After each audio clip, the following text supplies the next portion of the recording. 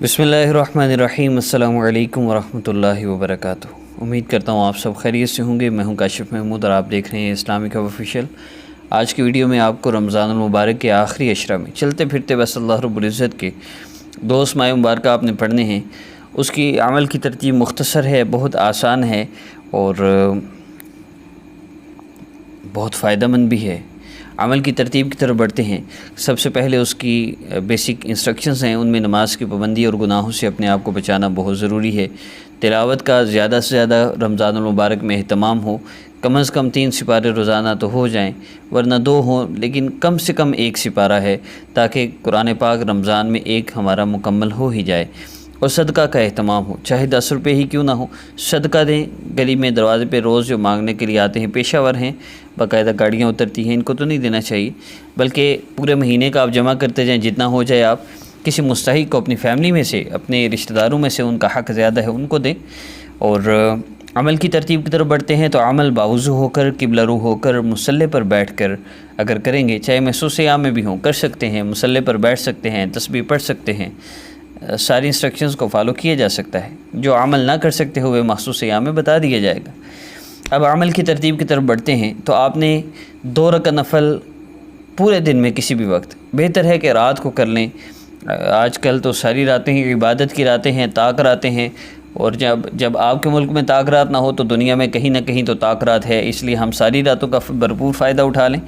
2 رکعت نفل حاجت کی نیت سے آپ نے پڑھنے ہیں، اور اس کے بعد آپ نے اللہ رب العزت کے 2 اسماء مبارکہ پڑھنے ہیں۔ اللہ رب العزت کے 2 اسماء مبارکہ، یا نافع یا اللہ۔ یا نافع اللہ رب العزت کا صفاتی نام ہے، اور یا اللہ اللہ رب العزت کا ذاتی نام ہے۔ اس کا آسان طریقہ یہ ہے کہ یا اللہ یا نافع، اور دوسرا یہ ہے کہ یا نافع یا اللہ جل جلالہ، یا نافع یا اللہ جل جلالہ، یا نافع یا اللہ جل جلالہ۔ دونوں میں سے جیسے بھی آپ آسانی سے، جتنا بھی آسانی سے آپ پڑھ سکتے ہوں۔ آپ نے ان دو اسماء مبارکہ کو آپ نے صرف 10 مرتبہ پڑھ لینا ہے۔ یہ 1 دفعہ کا عمل ہے، اور اس میں آپ نے جب 10 دفعہ پڑھ لیں، اس کے بعد آپ نے 3 مرتبہ درود ابراہیمی پڑھ لینا ہے، یا جو سامنے جو درود پاک لکھے ہوئے ہیں ان میں سے کوئی بھی درود پاک آپ پڑھ لیں۔ یہ کم از کم ہے، زیادہ کی کوئی حد نہیں، آپ جتنا زیادہ پڑھ سکتے ہوں پڑھیے۔ اس کے بعد آپ نے اللہ رب العزت سے دعا کرنی۔ اس دعا میں آپ نے آقا پاک صلی اللہ علیہ وسلم کی حدیث مبارکہ کا مفہوم ہے، جو اللہ کی عظمت اور بڑائی بیان کرے، نبی علیہ الصلوۃ والسلام پہ درود پاک پڑھے۔ نبی علیہ السلام نے فرمایا پھر وہ جو چاہے اللہ سے مانگ لے۔ اب پیارے اللہ آپ کے محبوب صلی اللہ علیہ وسلم نے فرمایا ہے جو چاہو مانگ لو۔ میں اپنی یہ حاجت عرض کر رہا ہوں، پیارے اللہ آپ میری اس حاجت کو پورا فرما دیجیے۔ بس یوں آپ نے دعا کر لینی ہے۔ جب دعا کر لیں تو آخر میں کم از کم 3 مرتبہ درود ابراہیمی لازمی آپ نے پڑھنا ہے۔ جس دعا کے شروع اور آخر میں درود پاک نہ ہو وہ اللہ رب العزت کے ہاں پہنچتی ہی نہیں۔ یہ تو ہو گیا 1 دفعہ کرنا ہے آپ نے آخری عشرے میں۔ دوسرا جو طاق راتوں کا عمل ہے وہ یہ ہے کہ طاق راتوں کا نہیں، پورے عشرے کا، وہ یہ ہے کہ آپ نے چلتے پھرتے استغفر اللہ لا الہ الا اللہ صلی اللہ علیہ وسلم۔ صبح اٹھیں تو درود ابراہیمی 3 دفعہ پڑھیں، پھر چلتے پھرتے اٹھتے بیٹھتے ان 3 تسبیحات کا ذکر ہو۔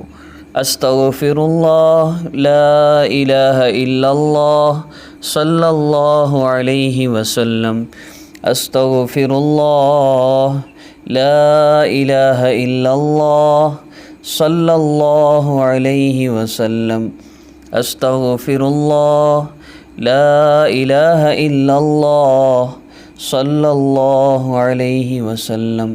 اللہ رب العزت سے ان اسماء مبارکہ، اللہ رب العزت کا یوں ذکر کرتے رہنا ہے سارا دن۔ رمضان المبارک میں حکم دیا گیا ہے کہ استغفار اور لا الہ الا اللہ کی کثرت کرو، اور اس کے ساتھ پھر درود پاک کا بھی اہتمام ہو جائے تو کیا ہی بات ہے۔ کہ عبادت خدا بزرگ تو یہ قصہ مختصر، نبی علیہ السلام کا تذکرہ ہو، اللہ خوش ہوتے ہیں۔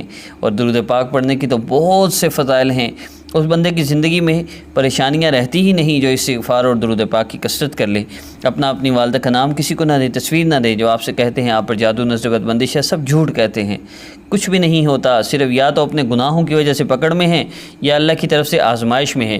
آزمائش میں وہ ہوتا ہے جس کی زندگی میں گناہ نہ ہو، وہ اپنے آپ کو بچاتا ہے، پھر کوئی مشکل آ جائے اسے آزمائش کہتے ہیں۔ اور ایک بندہ وہ ہے جو اپنے گناہوں کی وجہ سے پکڑا ہوا ہے، اس کو عذاب میں مبتلا کہتے ہیں۔ جب تک یہ گناہوں سے توبہ نہیں کرے گا، اللہ رب العزت سے اپنا تعلق نہیں جوڑے گا، اس کے مسئلے حل نہیں ہو سکتے۔ تو آپ خود اپنا محاسبہ کر لیجئے کہ آپ آزمائش میں ہیں یا آپ عذاب میں ہیں۔ اگر تو آزمائش ہے تو پھر انشاءاللہ ان وظائف سے، ان اعمال سے آپ کا مسئلہ حل ہو جائے گا، اور اگر عذاب ہے تو پھر چینج یور لائف کورس کے لیے نیچے نمبر لکھا ہوا ہے۔